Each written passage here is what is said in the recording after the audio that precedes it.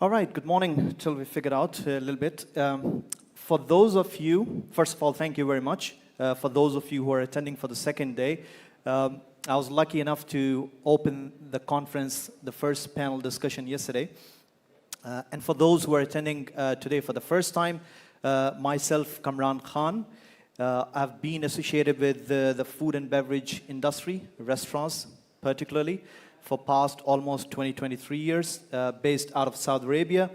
Currently as a CEO for Arabian Entertainment, which is one of a very established restaurant brands company in Saudi Arabia. What we do is we operate a restaurant, international restaurants franchise. I also happen to sit on the board of a few fairly big non-F&B companies as well. By heart and by soul, I'm a marketeer myself. That's my education and my initial experience as well. From the topic, I'm sure all of you sitting here, especially for those who are related directly with marketing, you have faced this dilemma. For me, I think saying it maybe philosophically. This topic of marketing being an expense or cost or investment has been there ever since the evolution of human being. And I think it's going to be there till the end of the times. Let me know in the audience how many of you have actually either directly faced or indirectly felt emotionally in front of your management, your CEOs, or the board if you're presenting in the board meeting and in any set of audience, a sort of question mark or sort of doubt if this marketing proposal or a plan or a campaign or idea that you're presenting, it's going to cost us, it's going to cost the company, and what are the returns going to be? So who has ever felt that or got that sort of feeling from their management, from yes, I'm sure everybody. And I did, when I started, my career, and unfortunately at that time, my marketing had just left the company, and I was, shoved and pushed into the board meeting and, asked to make a presentation of the marketing plan. And that was my first feeling that I got, that, people questioning about how or what will be the returns of, whatever I'm presenting. So having said that, this is the topic today. Now, there is no magic wand that I'm going to give today or going to show you today. But I really wanted to ignite this discussion, ignite this debate or topic, and try to throw some light on the core marketing aspects. Now, we as marketeers very well understand the rationale, the objective, the goals behind what we want to achieve through a marketing campaign, a promotion, or a plan, or whatever it may be related to the marketing. But it's difficult to try to convince or try to communicate, effectively communicate. And you may be really lucky if you're able to do that in most cases to the audience sitting in front of you. Now, the audience in this case are not the customers. The audience sitting in front of you are your own colleagues, are your own management, your own board, your own CEO. And that's where you need to convince. I think in the previous fire chat, I heard about trying to effectively communicate to the external party or the customer. Like I said, well, here it's the opposite, and it's the harder ball to play because you're talking to somebody who is already within the organization, within the group, and very well knows the ups and downs, the pros and the cons. So that is there. Now, we have been discussing since yesterday and even today about digital marketing, a lot of different platforms. It has become relatively, I would say, maybe slightly easier to communicate the outcomes. But then again, there is a challenge to it. I'm going to talk about it in a while. In digital marketing, yes, you can gauge and you can predict about the engagement level, the virality, the likes, the engagements, the reach, the impression, all those things. But trust me, the guy sitting in front of you or the lady sitting in front of you as a CEO will have only one question in the mind, in most cases. what are the returns going to be and when I'm going to get the returns. So even if you talk about the virality, if you talk about likes, you talk about engagement, whatever, how is it going to affect my sales? How am I going to get in terms of, cash, and when I'm going to get it? The responsibility lies upon us, lies upon you as marketeer, to try to communicate clearly and effectively, and I'm going to try to give some examples of how really you can clearly communicate. So yes, digital marketing has made it a little bit easy, but then again, like I said, at the core, it's about the returns, how you're going to get the returns. So how am I going to move? Yeah, the slide. Yeah.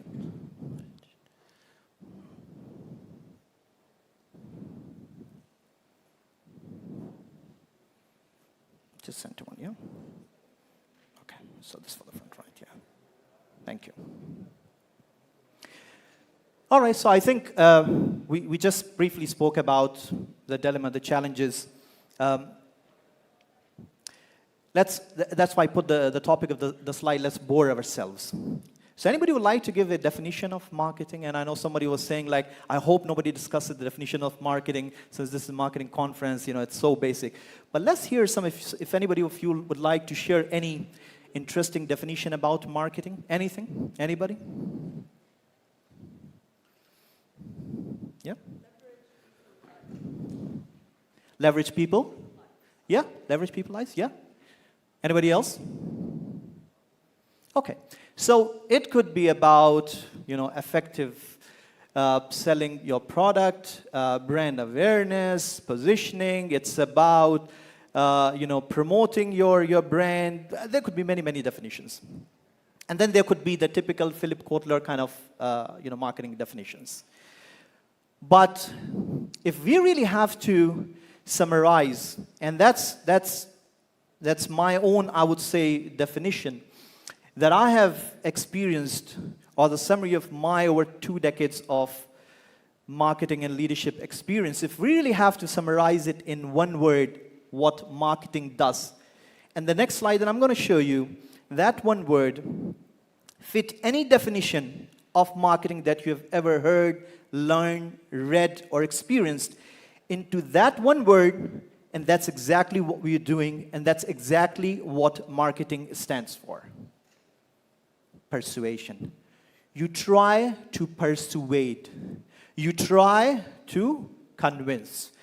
Now, go back into your memory drawers and boxes and try to fit in any definition. Whether you're trying to sell the product to a customer, you're trying to persuade.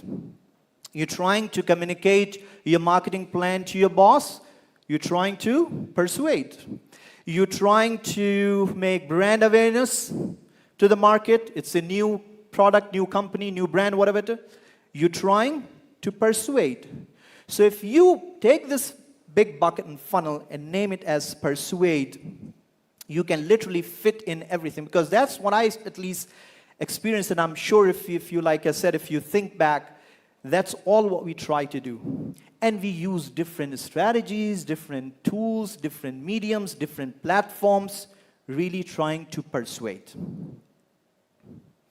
Now, we know the topic is marketing is an expense, cost, or an investment. So let's now try to first, pretty basic, but let's, just a little bit shake up our minds and shake up our, with our experience. Let's try to define cost, really. What really cost means, okay? By simple terminology, cost is the price of doing something, right? But it may very well be the price that you're going to pay of not doing something, okay? That may be invisible, and that's what we're going to talk about. So the hardcore cool cash that you put into a marketing plan, a promotion or campaign, is something that, yes, maybe can be measured, or that's a price, or that's a cost that you're paying. But there's also a cost, like I mentioned, when you don't do the right things, and then the cost that you pay, in most cases, it's invisible. And that is a heavier price that you pay. Okay, and we're going to try to connect all these definitions and points that we are mentioning. Talking about investment. What is really investment? Money invested to gain benefit. As simple as that. But if you ask any good financier or a banker or person dealing in the finance industry, he or she would say investment is the amount of whatever, money, dollar, whatever it is that you invest, rather to look at the benefit in long term. Okay? And again, you're going to talk about it. Most of the time, the benefit that you look at the long time comes out from the investment. Otherwise, the benefits that you derive or the benefits that you get are rather very short-lived. And there is just a spike and goes down. Which is sometimes, I've done it in my career with all the honesty, just to prove some point or, to give up to the pressure. You kind of, have a knee-jerk reaction. You come up with a promotion or a campaign and, try to get a spike, which you do get. But it's not long-lasting. So, definition of investment. So we have briefly spoken about marketing, cost, and investment. So let's try to now connect what is the relation and how this cascades. Okay. So we will not go too much in the details, but this is typically how I say the universal brand success roadmap. Regardless of the company that you are in, regardless the brand that you're running, whatever it is, these are the 5 or 6 different stations and platform that you have to pass and you have to go through. Brand creation, communication, route to the market, product loyalty drivers, activation. Open your marketing drawers again and think if you have done any or all of these things, or you have crossed or passed any or all of these platforms. Certainly the answer will be yes. Maybe all of them, maybe some of them, but yes, you have done all these things. And are these things necessary for you to establish your brand, to establish your company or your product? Absolutely yes. Maybe at certain different stages, they're not going to be done all at the same time, but then again, it's 100% sure, it's given, it's guaranteed that you have to do all these things right in order to start getting the benefit, in order to start getting the return on your investment. And they do fall under marketing. Now, all these things, if you look at each one of them, cost money. Sometime less, maybe sometime more. But you can't really do all of them or some of them without investing. Money is not exactly the very decent word here, but without an investment, you can't really do that. But then you may ask me that, okay, Kamran, what about the reputation and the emotional connection and, whatever it is. Yes, all these things are the outcome of the things that you do behind the curtain. And these are some of the things that you do behind the curtain. And do they require investment? Absolutely, yes, they require investment. If somebody tells you, that can happen immediately, you're wrong. So let me pause here for a while and give you an example of a couple of months back, I was sitting at the board of a company that was launching an ice cream brand. They already had some cafes and they wanted to launch an ice cream brand. Altogether, a different product, and they wanted to form a different company. And the new marketing person entered the room and made a very good presentation with positioning and the brand awareness and all those things. And it was, with all my sympathies, the marketing head presented for almost 1 hour. And the only one, the first, the last, and the one question that the chairman asked is that, how much sales do you predict we're going to get by doing all this? I raised my hand, even though I was a board member, wasn't supposed to, just speak up so before, and I could see the nervousness. And I said, nothing, in most cases. No, Kamran, but we are spending all this time and money and the plan and everything. How come? I said, you're just launching the brand. You haven't even launched the product yet in the market. This is an exercise of warm-up that you're going to do to position your brand, to position that brand of the ice cream in the market, and then you're going to start, doing the sales, and, it's going to come. He said, but I'm going to put my product across 1,000 outlets or grocery stores or supermarkets or whatever it is. But guess what? You have other ice cream brands as well. So why should somebody come to you and pick up the candy or the ice cream bar of your brand where I have the option of going to, picking up either Baskin Robbins or Igloo or whatever it is. So why should I? So in order for you to be looking at the numbers before you even start talking about it, you need to build and you need to do all those things really before looking at any sort of investment coming back. So it's really about how effectively you have to, again, cutting the story short, how you set your expectations and in terms of either you're an established brand or product, or if it's a new product that you are going to launch. So this is how we started. I think we all have heard these kind of sentiments, trying to convince or trying to communicate clearly our thoughts, our ideas as marketeers, what we want to do. But in a lot of cases, we're not able to do that, unfortunately. Let's look at some of the things, and the list could be endless, but here I have put really some major or simple, let's say, easy to put, low-lying, measurable and non-measurable elements or points that can be measured and that are hard to measure in a marketing perspective. Campaigns, increase in sales or traffic, increase or decrease, number of views, talking about the online thing, number of views, awareness campaign, ranking in SEO, traffic, etc., etc., etc. Easy to measure, right? The engagement rate, the X number, this factor, and whatever it is, it's easy to gauge. Now, that's another debate that, what are the returns, somebody might ask you, but yes, you can measure them. How about setting accurate customer expectations through advertising, through communication? Eliciting a positive emotional reaction from visual messaging. Again, online clips, movie clips, ads, whatever it is. Maintaining a consistent brand voice across all platforms. And growing brand awareness with future ideal customers. Now, they sound very cool. Can you measure them?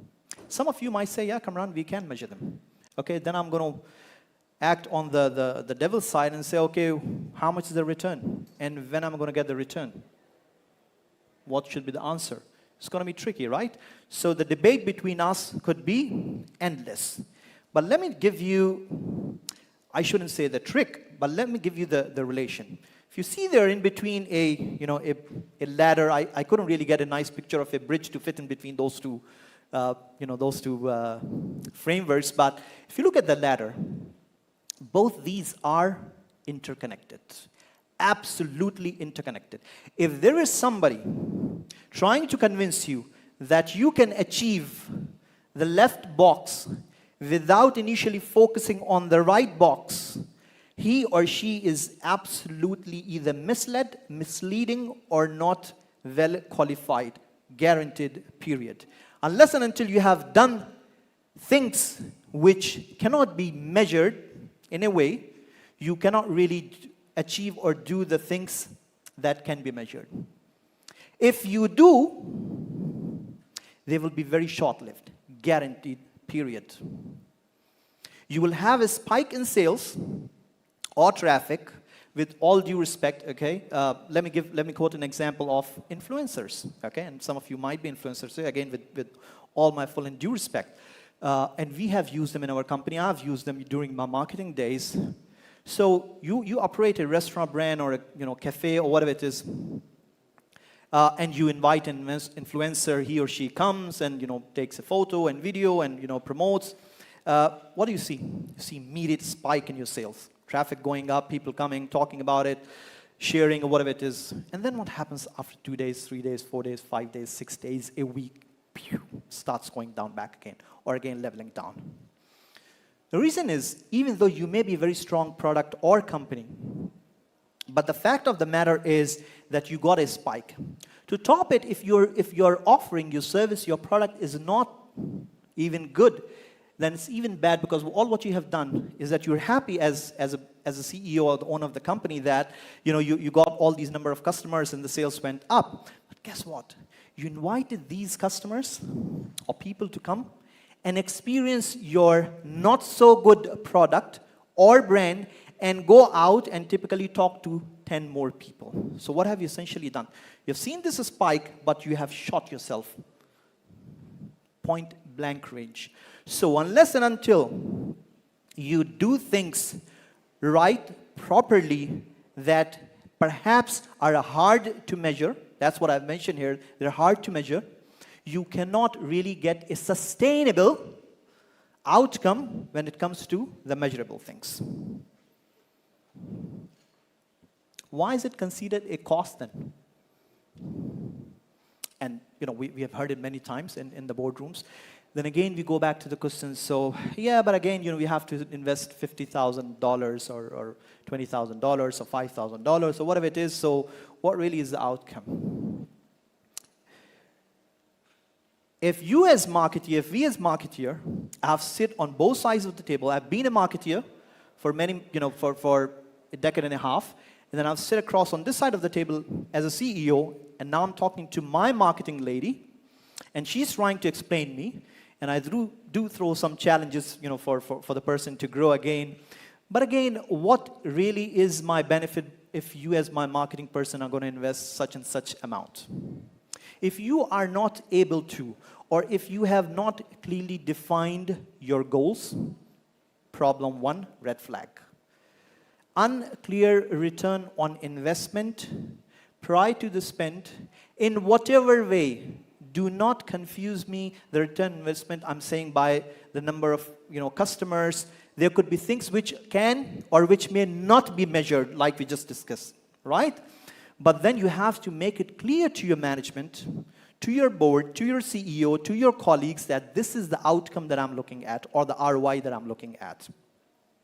And lack of clarity in showcasing the results. So once you have done that or executed that promotion, the campaign or the plan or whatever it is, then do communicate the results.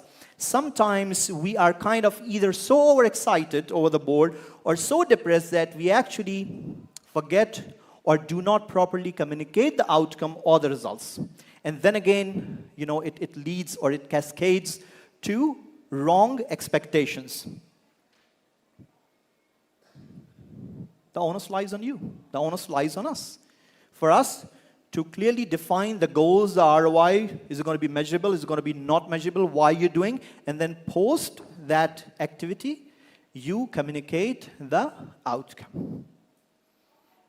Expectations. So I was looking at a video, and maybe some of you have seen it, of a communication expert, and he was giving an example of how communication can go wrong. And I really like the example. Though it's not directly related to marketing, but I would still like to use that small story and relate it to wrong expectations. So remember this word, wrong expectation, and the outcome. So many years back, this communication expert, an American guy, he was traveling from one city to another in US. So imagine yourself now sitting inside an airplane. We're all inside a plane. And you hear an announcement, ding dong, this is your captain speaking. We have the bad news. What are your feelings going to be? Your heart will sink. And you're going to start trembling. And you're going to start remembering your God.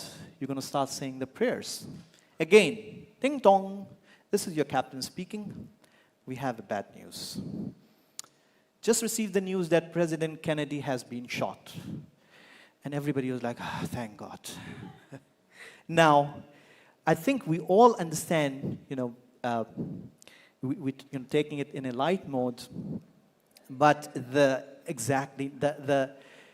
expectations of either the pilot, the communication, or the goal, if we put it in that way, and I know I'm trying to just shove this story here, but I really liked it, is a very classic example.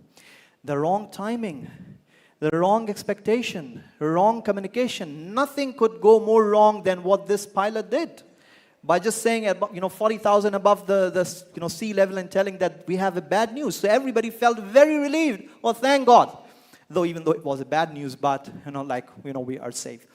But again, so just as an example, very simple example, but just to remember, you have to time it properly. You have to make sure your timing, your communication, your expectations are very clearly defined.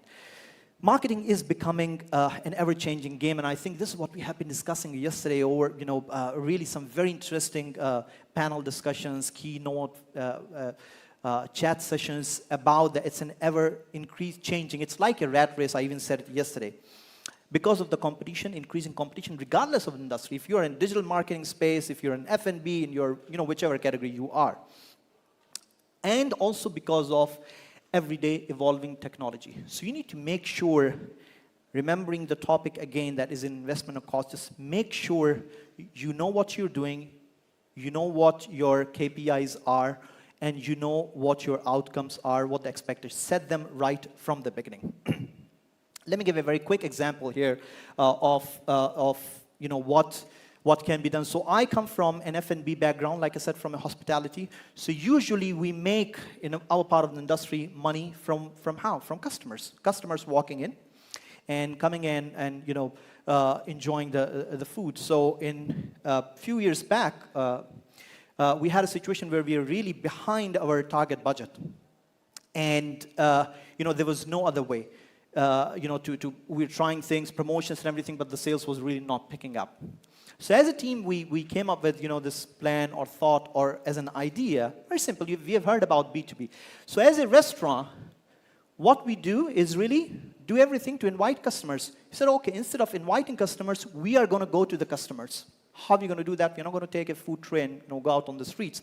But what we're going to do is that let's start tapping in companies that spend a lot on corporate parties or corporate meals. One example is pharmaceutical companies. They spend a lot of money on, inviting doctors and, launching their medicines and whatever it is. So we put up a menu together, a meal pricing package, and we launched it. Also what we did, we tied up with one of the biggest telecommunication company with their loyalty program, and we allowed their customers to actually come and redeem those loyalty programs or loyalty points, in our restaurants and cafes. Cut short here, we achieved about 9 million Saudi riyals, close to 10 million as a matter of fact, Saudi riyals for the whole year. We achieved our budget, we were behind our budget in terms of sales target, it was all done, happy, good, and we achieved. So just thinking, now the investment required in it, we're barely just coming up with the idea, printing the menus, putting it on the social media, digital media, and that's all. But we planned it, we communicated what we're going to do. This is our investment, that's what we are expecting back. And the results were actually much more than what we were expecting. Moving on, how many of you know these brands? So we all know these brands, right? We all very well know, I think, every single of these brands. Let's look at this. Roughly, and again, not to pinpoint on the figures, but these are the figures of these top 10, roughly, and you can see the source there as well. How much they spend on, again, I would merge a little bit marketing or advertising, whatever, even though they're slightly two different topics. But if you notice, these are billions of dollars, right? Billions and billions of dollars. What are they looking for, really? Chevrolet, Louis Vuitton, or whatever it is, what are they looking at? Brand awareness? Immediate sales increase? I think we all know basically the answer is absolutely no. They're not looking for brand awareness. Louis Vuitton is not looking for brand awareness, not looking for a sales increase in the next 1 week or 1 month or the next 6 months. And what is it exactly that they're looking at and spending billions and billions? Remember that cute little red picture over there? Persuade, marketing, that's what we spoke. That is what they're trying to do, persuade. But persuade what? Persuade that I am what you need. Louis Vuitton as an example, I'm just quoting, not promoting them. I'll be very, very rich if I'll be promoting them, but I am what you need. Persuading that I am what you like. Trying to persuade that I am what will make you happy. I am trying to persuade that I am viable for investments. Any of those brands. That is what they're. Otherwise, why is Pepsi still, putting up this, those big hoardings or, Chevrolet? They don't need brand awareness. They don't want, cars to start selling, but that is exactly what they're trying to do. The big companies. So such are the examples that you should keep in mind to, to even educate yourself. Return on marketing investment is only measured in terms of sales. If that is a question, absolutely no. I think we have, just talked about it, validated, spoke about it a little bit. Return on marketing investment is also brand loyalty, creating an emotional bond. Return on marketing investment is also about word of mouth. It is about repeated purchase also, yes. Make the bosses happy. And it's also about creating a brand value. Most importantly, define your return on the marketing investment. Is it measurable or is it non-measurable? Say it. Put in writing and communicate it to your colleagues within the company or to your management. Here I've tried to put it roughly, and this is based on my consulting experience for many, many years with a lot of big companies. Roughly, typically, this is how companies, good marketeers spend. Now, it could be, that's why if you notice, I haven't really put a percentage there, but that's what I've noticed over 2 decades. Roughly, this is how good companies, good marketeers spend their marketing budget, which is, half of it roughly into branding. And under branding, there are many, many, many, many, many things. You can argue that the online, whatever we're doing, could be something to do branding. That's all okay, but roughly this is how good companies allocate their marketing budget. This is, again, a slide that I've copied, actually, but we used it in a lot of consulting project, but this is a recent one, global media budget plans. Again, if you really see, see the top few, 5, 10, 15, online, social media, video streaming. So online is really, catching up and, taking the center stage. Interesting, if you see the magazine, the newspapers, radio, cinema anyway is slightly different, but, magazine, how many of you are still putting ads or flyers or freestanding inserts, FSIs that we used to call it, back in the days, in the newspapers or printing an ad? I think none, And, whoever is doing it, I don't understand from a marketing perspective why they're doing it, but again, it is what it is. The last slide. If we have done all this and still doesn't convince your company to invest in marketing, okay, so you have tried to communicate, you have set the expectations, the goals, the return, measurable, non-measurable, whatever it is. So, and still your company is not convinced. So what do? I've done it once in my life. You have a last bullet, okay, that you can shoot. And I've shot it once, but you can't really take the chance of shooting it too many times. It's risky, it has a price. Just resign, okay? That's the best thing you can do. So move on where you are valued. Move on where your experience is valued. And at least you help yourself, or you give chance to yourself to really, grow in the marketing field or in the company. Last slide, I want to end it on saying that there is no return without an investment, and there is no investment without some sort of cost. Thank you very much. So I know I've crossed my time limit. Apologize for that. But if there are any quick questions.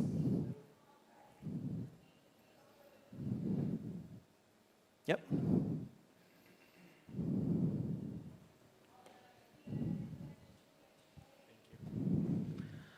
I heard that you came back from F&B background, which is true.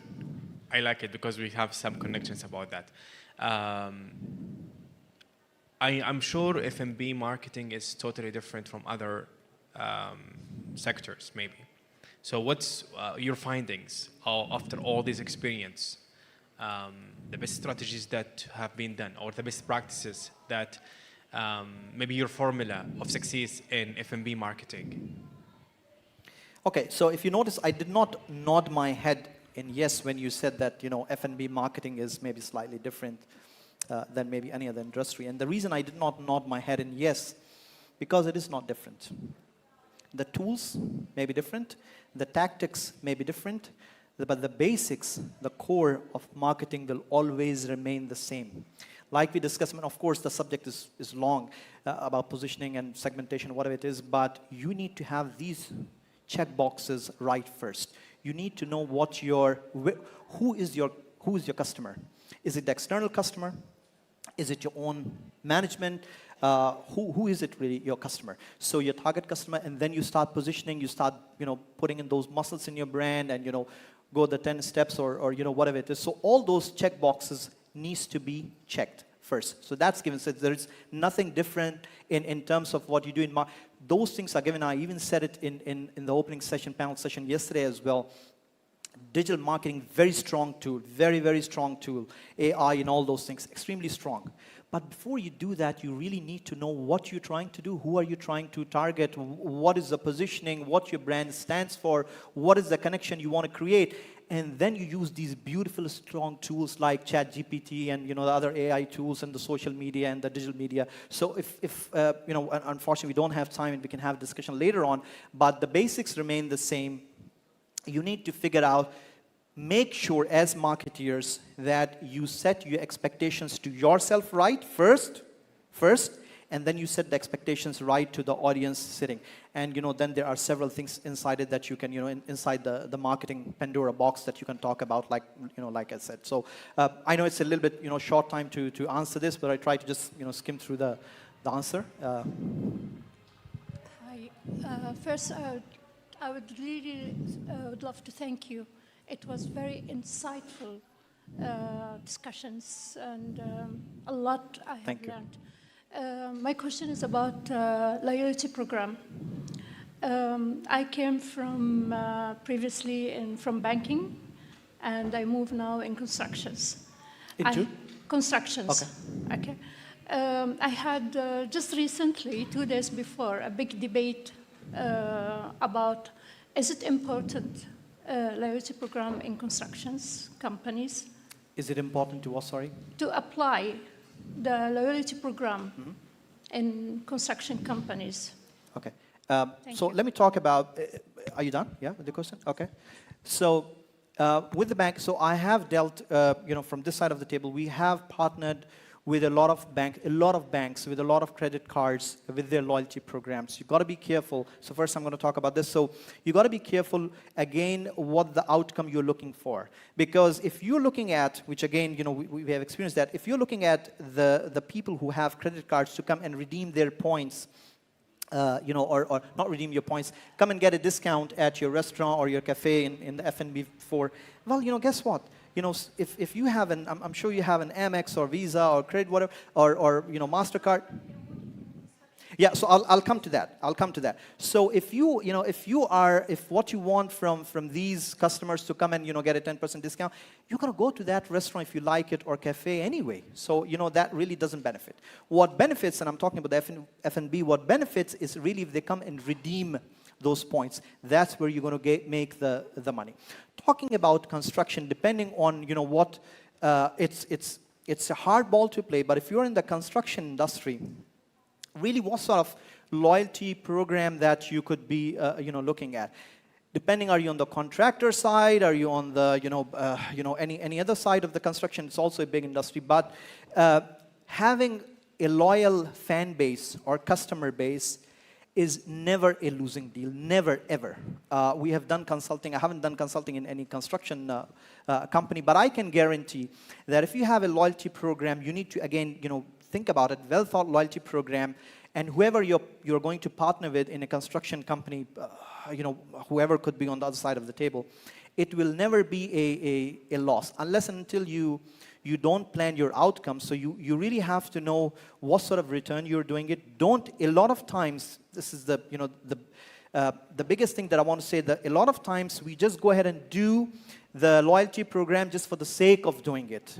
But it's very important that you have to know what your expectations are, what are the benefits, the measurable and the non-measurable benefits. And then you can still go about it. How you build it, that's something for you to think about. Yeah.